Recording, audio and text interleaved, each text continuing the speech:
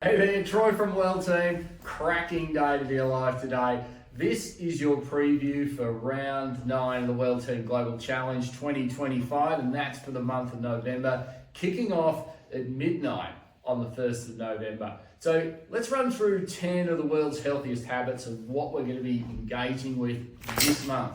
Of course, there's a lot of information that you can read through the site, but this is your quick start preview. First activity, and you'll have seen this for the last 3 months and the last 3 rounds, and that's to get up and move. First thing in the morning, get up and do some form of movement. It's important for your body to kickstart your metabolism and also to set yourself up for future days, because when we do these things consistently, our bodies start to prepare the hormones while we're sleeping to get us prepared to get up and move, making it easier to get up and do exercise first thing, but also easier to know when to wake up and resetting that circadian rhythm that's just your natural hormonal rhythm and how it operates during the day. So make sure you're getting up and moving within the first 15 minutes when you wake up. Second thing, and it's great to couple these behaviors together, is to move outdoors. Now, one of the things we do know is that when we're exposed to natural light, it really helps us in that circadian cycle, making it easier to fall asleep, but also easy to prepare our body to wake up. So if you're getting up and outside and moving first thing in the morning and being outside for around 10 to 20 minutes, if it's really dark day, then maybe longer. If it's a really bright day, maybe shorter, but aim for around that 10-minute mark to be outdoors. There's a lot of history in this as well. If you look at a lot of the Japanese culture around what's called forest bathing, spending time in forests and outdoors, and there's a lot that can be transferred through the environment around us. For 200,000 years, we've evolved outdoors. So we need to make sure we're getting outdoors and doing that movement, or at least spending time outdoors every day. And what better way than to start your day out in nature? Third activity this month is to move for 40 minutes. Now, across the world, the recommended minimum exercise for the body to be surviving properly is 40 minutes of moderate to higher intensity movement every day. Think about that. Our bodies have evolved outdoors for 200,000 years plus. If you take the species predating humans that we are today, we have been movers. That's our position. Our body works better when all of our organs and all the tissues move in concert with each other. We have to make sure we do that. We're not designed to be stationary. We're absolutely designed to be movers. So make sure that you find 40 minutes in your day to do movement. That can be 10 minutes now, 10 minutes at lunchtime, 20 minutes at the end of the day. It doesn't matter, but make sure that you're getting 40 minutes minimum each day. So maybe aim for more than 40 to make sure that you get at least your 40 minutes. So it's fantastic that we're getting up, getting out and getting moving, but we also want to be working our mind in a very deliberate way, and that is cold water exposure. So every day, this is your challenge. The last 30 seconds of your shower is to go cold. That's it, 30 seconds. You can extend that out if you want, but minimum last 30 seconds of your shower. Now, the trick to this cold water exposure is to understand what it's doing. Now, when we get into cold water, when we're exposed to something like that, it's a real stressor for the body. So our body will have its natural stress response. And that's where we're going, oh! That's the challenge. And that's what we've got to overcome. So we can do that through simple breathing exercises. So when that happens, and we have to anticipate and expect that that will happen, take some shorter breaths through the nose and longer exhale through your mouth.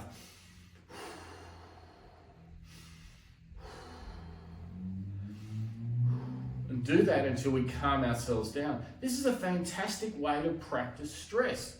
During our day, we encounter all sorts of different stresses, and if we can build the habit of responding positively to stress through controlling our breathing, then we can deal with stress so much better. So that's it, first 4. The 5th behavior is around the Wellteam Community. Now, what we're trying to build globally is an organization and really a community of people who see positivity, who look for ways to improve their health and well-being each and every day, whether it's these habits or behaviors or more. So find somebody else today to do your exercise or activities with. Get out and do some healthy movement together. Make it deliberate. That way you improve your accountability by engaging others in what you're doing, and you bring them along on the journey with you. So while it can be great to be exercising on your own, exercising with other people has multiple benefits, and we should be looking to do that. Sixth behavior is push-ups. Strength training is critical for us, particularly as we age. And the sooner we get started in building a greater degree of muscle strength means that in those tough times, when we lose muscle, we'll have a great amount of reserve. Our bodies, again, have been designed to be muscular, designed to move. We've been able to undertake lots of physical activity in our life, and building strength is so important. The push-up is such a simple exercise. You can do it either on the floor, you can do it with your knees down, you can do it on an incline where you are pushing against a bench. So you don't have to do the full push-up, but you should be doing push-ups. And look, aim to be doing somewhere between 6 and 10 or more. And if it gets too easy and you find yourself doing 30 or 40 of these push-ups, which is quite achievable for lots of people, then look at how you can do them a bit harder. Keep your hands further apart or closer together in a diamond shape. You can do push-ups where at the top you lift your arm and then back down, push up and then lift your other arm and back down. Look for modifications. There are heaps of them online, but look for ways that you can extend your push-ups. Next challenge for us is to break our habit with caffeine. Caffeine has crept into our lives, and it's synonymous with being busy or successful. How many coffees do you have? I have 7 a day. Oh, that must mean you're really busy. That must mean you're really successful. No, it simply means that you're having lots of coffee, and that's it. Coffee, or caffeine itself, is a substance called an adenosine blocker. During your day, a natural hormone within the body, adenosine, builds up. That hormone at the end of the day makes us feel tired. Then we go to sleep and the whole cycle works. When we put caffeine in the mix, the little receptors where adenosine normally binds to make us feel tired, it gets blocked by caffeine. So those receptors are no longer able to respond to the adenosine as it comes in, so we don't feel as tired. Now that can be fantastic for some people if you're wanting to stay awake, but that adenosine is really critical in helping us get into our normal sleep phases and to be able to get the quality of sleep that we need. I hear all the time people saying, caffeine doesn't affect me, I fall asleep straight away, but what we're talking about here is sleep quality. Now, caffeine may affect some people to prevent them from getting to sleep easily and delaying their sleep onset. So that might be the effect that you're experiencing, but you might also just be completely exhausted at the end of the day. Or what often happens today is we drink caffeine during the day, then we have alcohol to help calm us down, both of which rob us of the sleep quality that we need. Reduce your caffeine to the morning only and see if you can go for each day for this month with low or no caffeine. You might be amazed at the response that you get within your body. So people have asked whether they can have decaffeinated coffee rather than caffeinated. And there is some information out there that suggests that decaffeinated coffee does still contain some caffeine and can still have that effect on the body. So I would suggest that for this month, go as low or no as you can with caffeine, just to test. This is an experiment, like all of these are, to see what impact they have on your life. Now, we are really going to focus in on sleep this month. So going screen-free before bed is our next challenge. Now, some people think that it's the blue light, and so they buy these expensive blue light blocking glasses. It's not been proven at all that screen exposure, the blue light from that, impacts sleep in any meaningful way, only a very small amount. But the challenge with devices and using devices in particular before bed is that they have a stimulatory effect, and they're designed to catch our attention and distract us and trigger dopamine. And dopamine has this cascading effect within the body that can go all the way down to triggering adrenaline and cortisol, which we don't want when we're trying to go to sleep. And in fact, we don't want to be getting that email and checking that social media that gets us stressed or worried just prior to bed. Otherwise, guess what you're going to wake up thinking about in the middle of the night, which again might rob you of sleep.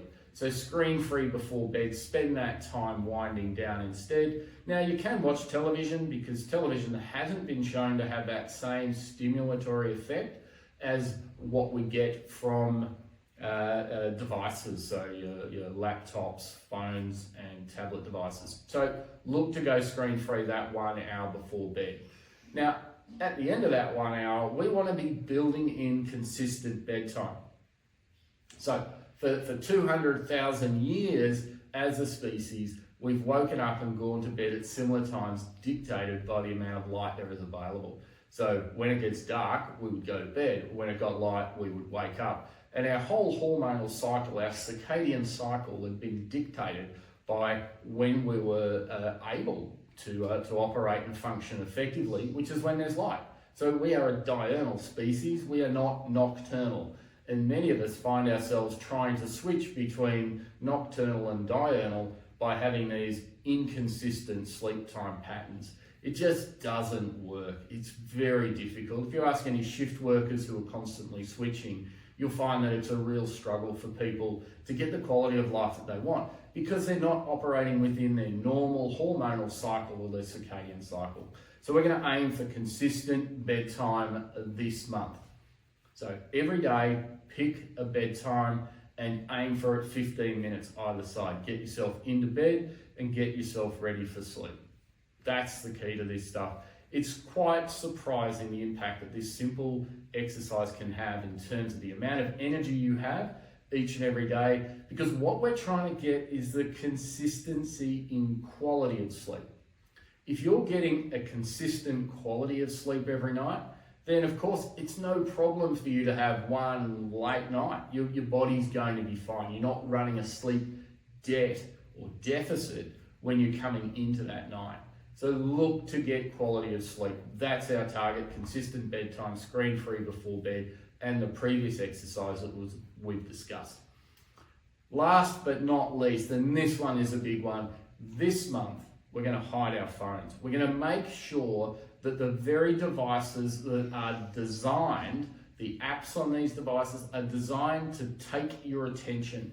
These devices have been built, have been designed, the applications on them, the tech companies that run those applications, they make money from your attention. They don't make money from your quality of life. So we are taking back control this month. We're making sure that our device doesn't distract us when we're in meetings with other people, and also when we're doing that deep, important, focused work that we might be wanting to do. Now that might be paid employment. It might also be the work that you want to do around your hobbies or your interests as well. We just don't want to be beholden to those devices, those glass screens with little flashing pixels of light that can trick us into thinking they're adding great value. So take back control of your phone this month. Put it away when we're doing deep, concentrated work. When you're meeting with other people, switch it off, no vibrate, turn the volume down, get it out of sight. And if you've got a watch that's linked to your phone, get that notification off as well. We want to be spending time present when they're with others. We want to spend time focused when we're doing work that adds value to our lives. We don't want to be a little toy being played by tech companies to steal our attention and sell it to advertisers. So that's this month's 10 of the world's healthiest habits. And I can guarantee you that if you do all 10 of these and you hold consistent to them, that you will experience differences in your life during this month.